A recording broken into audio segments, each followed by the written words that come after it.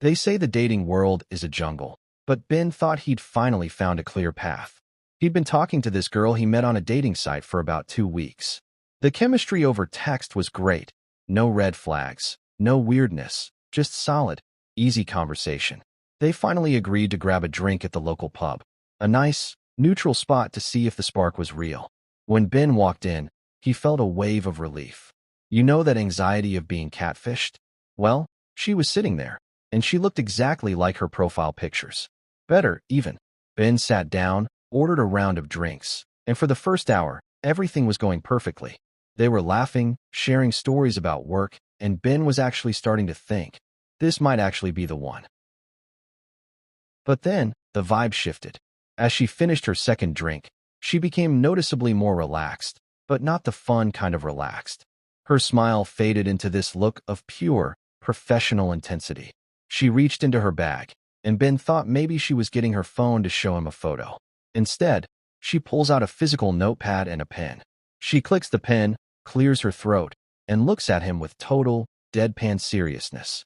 She says, "Ben, I've really enjoyed this, but I have a few specific questions I need to ask before we decide if we're actually going anywhere with this." Ben's heart hit the floor. He felt like he was being recruited for a job he didn't apply for. He realized right then that he needed to get out. Luckily, Ben is a man with a plan. He's got an agreement with his best mate, Damon. They have a 911 text protocol for exactly this kind of disaster. While she was busy explaining her choice of baby names, Ben subtly reached into his pocket and fired off the emergency text. 10 seconds later, his phone starts vibrating on the table. "Oh man, I am so sorry," Ben said, putting on his best panicked face. "I really have to take this. My mate is babysitting for my snakes, and he says there's a massive problem." The girl's eyes went wide. The notepad hit the table. "Snakes?" she screamed. "How many snakes do you have?" Ben stood up, grabbing his coat. "At last count, 12. And apparently, the biggest one is on his adventures again. My mate can't find him. I've got to go before he gets into the neighbor's garden." He didn't wait for an answer. He bolted out the door just as Damon pulled up in the getaway car.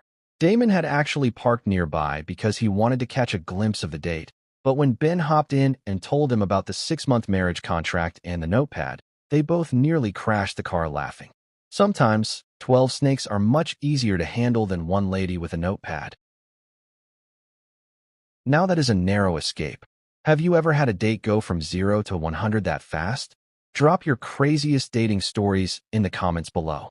If you enjoyed this escape, hit that like button and subscribe for more stories. We promise our content won't ask for a 6-month commitment.